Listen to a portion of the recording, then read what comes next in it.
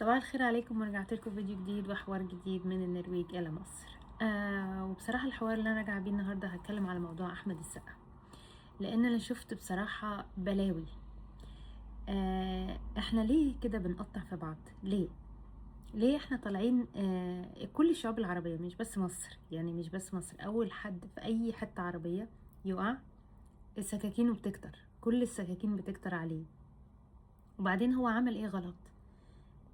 طالع يقول يعمل فيديو زي اي حد بيعمل فيديو. والله العظيم انا شايفة ان السوشيال ميديا دي دمرت الحياة كلها، دمرت كل حاجة. لان دلوقتي كل واحد يقدر يخش ويكتب لك تعليق ويشتم. ليه احنا بنقطع في بعض كده؟ الراجل مغلطش. وبعدين اي حد بيتكلم لغة تانية مش مطلوب منه ان هو يتكلمها بيرفكت. يعني هو بيتكلم انجليزي، انا بشوف فيديوهات كتير جدا بيجيبوا للممثلين، الممثله الفلانيه بصوا بتتكلم انجليش ازاي، الممثله الفلانيه بصوا بتتكلم فرنش ازاي، الممثل. يا جماعه احنا لغتنا عربيه. اي لغه تانية بنتعلمها جنب لغتنا العربيه بتزيد لينا، مش بتنقص مننا. كل الناس في العالم، انا زمان لما كنت في مصر كنت بعتقد ان كل الناس بتتكلم انجليش بيرفكت. اما سافرت مختلف انحاء العالم في بلاد مختلفة، اكتشفت ان كل واحد عنده الاكسنت بتاعه، وكل واحد بيغلط. حتى ان الناس اللي عندهم لغة تانية اساسية في المدارس، زي في النرويج عندهم لغة تانية اساسية الانجليش، وعندهم مفيش حد فيهم بيتكلم انجليش بيرفكت. ولا في المانيا في حد بيتكلم انجليش بيرفكت. اصلا في المانيا ما بيعلمهمش الانجليزي. فلو هو طلع واتكلم بالانجليش وعمل غلطات، احنا نسقف له، لان دي مش لغته. كتر الف خيره. وبعدين واحد بيدعم ابن بلده، مش احسن من الناس اللي طلعوا وطلعوا كل الكره اللي جواهم، وبينوا كل الكره اللي جواهم، وبينوا كل الحقد اللي جواهم، وكل الغل اللي جواهم لصلاح. يعني انا مش فاهمه. صلاح اول هو ما وقعش طبعا، بس اول ما حصل له مشكله كل الناس الحقوده ظهرت، وكل الناس اللي في قلوبها بيضه ظهرت. فاحمد السقا من الناس اللي كان قلوبهم بيضه، كان طالع يدعم واحد من بلده. مش شرط ان هو يكون بيكلم إدارة النادي، ولا أكيد يعني هو مش جاهل، يعني أكيد هو فاهم وعارف هو بيتكلم عن إيه. وبعدين كل الناس اتأثرت، كل الناس اللي قلوبها بيضة اتأثرت بموضوع صلاح.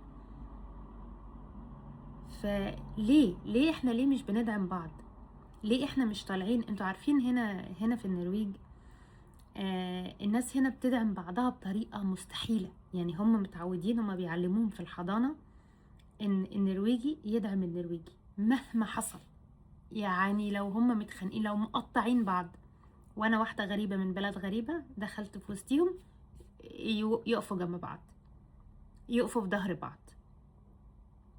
انا دايما باخد المثل اللي هو لان جوزي نرويجي، فلو حصل لي اي حاجه في الشغل مع اصحابي النرويجيين او زمايلي النرويجيين، او بره البيت مع ناس نرويجيين عاديين، مثلا ارجع فاحكي له المشكله، او احكي له ايه اللي حصل، او احكي له ان انا متضايقه، فيرد عليا يقول لي ما كانش قصده، ما قصده كان كده.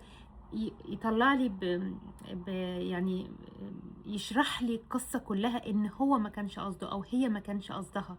لان هم متعودين ان هم يدعموا بعضهم. مش مهم مين اللي قدامهم، مش مهم مراته، مش مهم صاحبه من بلد تانية، مش المهم ان هو يدعم ابن بلده. هما متعودين على كده، مش متعودين غير كده. لكن احنا عندنا في بلادنا العربية احنا متعودين اول لما حد يحصل له اي حاجة بالسكاكين، ونقطع ونقطع ونقطع. دايما خلوا النقد هادف. يعني لو كان عندك حاجة تنفعه تقولها، لكن ما تخشوش تشتموا. الناس كلها بقت مدية لنفسها الحق ان هي تخش تشتم وتصحح وتدي رأيها. دلوقتي الناس كلها، انا شايفة كمان حتى في الفن الناس كلها بقت ناقدة. زمان احنا كنا بنستني البرنامج في التلفزيون علشان نشوف الناقد الفلاني هينقد الفيلم او هينقد المسلسل الفلاني ويقول عليه ايه. دلوقتي كله بقى بينقد في بعضه. يا جماعة، اللي عنده نقد او اللي عايز يدي نصيحة لحد يديها بطريقة حلوة، بطريقة نظيفة. خلينا ان احنا نطلع صورة حلوة عننا للعالم كله. وطبعا انا طلعت اعمل الفيديو ده النهاردة عشان انا اتأثرت لأحمد السقا بصراحة، لان الناس بهدلته وهو ما يستاهلش كده. وده كان الفيديو بتاعي النهاردة، واستنوني فيديو جديد وحوار جديد من النرويج الى مصر.